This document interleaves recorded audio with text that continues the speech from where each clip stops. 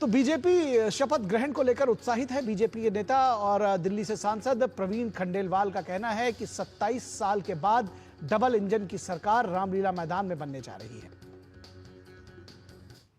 Bharatiya Janata party की सरकार बन रही है प्रधानमंत्री नरेंद्र मोदी जी के नेतृत्व में डबल इंजन की, और ये उस ऐतिहासिक रामलीला मैदान से बन रही है जहां से लोकनायक जयप्रकाश नारायण ने दूसरी आजादी का बिगुल बजाया था इस नारे के साथ कि संपूर्ण क्रांति अब नारा है, भावी इतिहास हमारा है।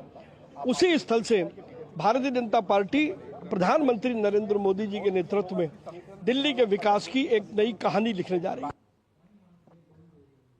तो नई दिल्ली अभी अब हमारी है, ये कहना बीजेपी का, और बीजेपी का जो आत्मविश्वास है वो सर चढ़कर बोल रहा है। जाहिर तौर पर लगातार लोकसभा के बाद ये तीसरा विधानसभा है जो बीजेपी ने जहां जीत दर्ज की है, और कल उनके इसमें रामलीला मैदान में शपथ ग्रहण समारोह होगा। आज मुख्यमंत्री के नाम तय हो जाएगा। हमारे संवाददाता धीरज इस पूरी खबर पर बातचीत करने के लिए हमारे साथ बने हुए हैं। धीरज, जो सस्पेंस है वो शायद शाम तक खत्म हो सकेगा। किस तरह से तैयारियां चल रही हैं, क्या कुछ सियासत चल रही है, और इन सब सियासत के पीछे आम आदमी पार्टी का जो एक आरोप लगाकर भाग जाने वाला जो रवैया है वो भी चल रहा है। तो दिल्ली की जनता एक बार फिर इन सबको बड़े जिसको कहते हैं कि शांत होकर देख रही है।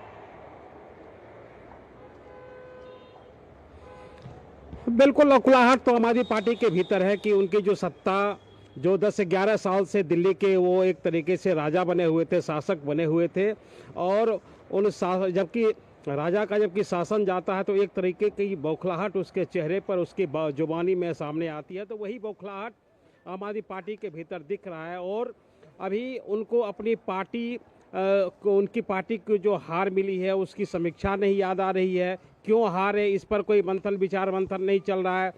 उनकी पार्टी के हारने के लिए जो उन्होंने जनता के साथ वादे किए थे उन वादों को पूरे नहीं किए, इस पे उनके पास सोचने की फुर्सत नहीं है। और जिस तरीके से भारतीय जनता पार्टी के जो अध्यक्ष हैं वीरेंद्र सचदेवा कहते हैं, उनका आरोप थोड़ा सा मुझे सही दिखता है, जबकि वो कहते हैं कि ये लोग अब बेरोजगार हो चुके हैं, इनके पास कोई काम नहीं है, अब इनके पास यही काम बचा हुआ है कि हमारी सरकार कब बनेगी, हमारे विधायक दल की बैठक कब होगी, हमारे पर्यवेक्षकों की नियुक्ति कब होगी।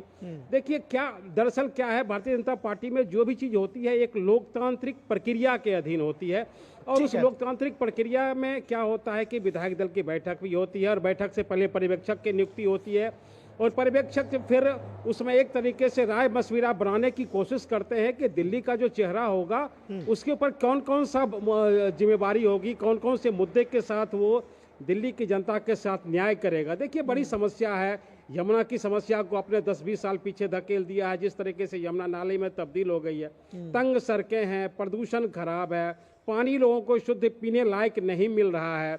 इसके अलावा स्वास्थ्य की चुनौती है, कूड़े का ढेर, कूड़े का पहाड़ जगह जगह दिल्ली के आप देख रहे हैं कि पड़ा हुआ है। तो इन सब समस्याओं के समाधान के लिए एक कौन मजबूत आदमी चाहिए जो इन सारी समस्याओं को समझते हुए दिल्ली की राजनीति को साध सके। इसके लिए एक चुनौती होती है लोगों का चयन करना, और वही एक प्रक्रिया के तहत होता है। जी ठीक है धीरज, आज शाम को यह तय हो जाएगा कि दिल्ली में अगला सीएम कौन होगा, लेकिन नेता प्रतिपक्ष जो दरअसल सवाल आतिशी ने भी उठाया कि अभी तक देखिए 11 दिन बीत गए, ये अपने मुख्यमंत्री का नाम नहीं तय कर पाए।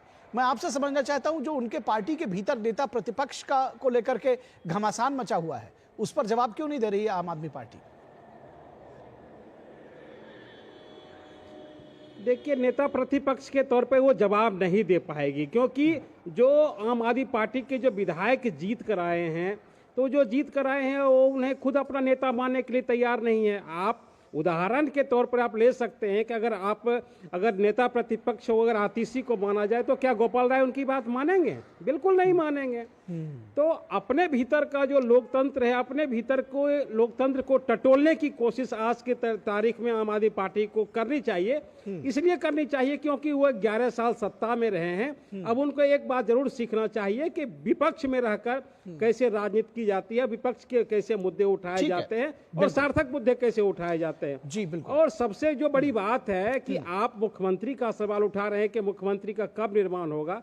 बीजेपी ने तो साफ तौर पे पूछा है कि आपके मुख्यमंत्री 5 महीनों तक जेल में थे, तो आपने मुख्यमंत्री का चेहरा बताया था कि असली दिल्ली का मुख्यमंत्री कौन है, आतिशी हैं या जो जेल में रहने वाले अरविंद केजरीवाल हैं। देखिए सवाल ढेरों हैं, अगर आप एक सवाल उठाते हैं सत्ता पक्ष के ऊपर तो आपके ऊपर अनेकों सवाल खुद ब खुद खड़े हो जाते जी, हैं। जाहिर तौर जी। पर अनेकों सवाल उठते हैं और ये जो आरोप प्रत्यारोप की राजनीति है इसको अब दिल्ली की जनता भी बहुत भली भांत बहुत बखूबी समझ रही है। बहुत शुक्रिया इस तमाम बातचीत और जानकारी के लिए। फिलहाल सस्पेंस अभी बरकरार है कि दिल्ली का अगला मुख्यमंत्री कौन होगा और ये सस्पेंस आज शाम 6:30 बजे जो ऐसा बताया जा रहा है कि वो बैठक दिल्ली के विधायक दल की बैठक शाम को होगी और उसमें ये तय हो सकेगा कि दिल्ली का अगला सीएम कौन होगा। तो इसके बाद बात करेंगे हम कि किस तरह से जो महाकुंभ को लेकर के कुछ दलों को या कुछ राजनीतिक नेताओं को ऐतराज आखिर क्यों है।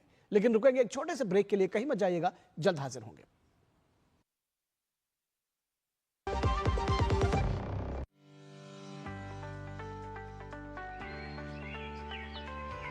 Keeping our earth green forever is in our hands only.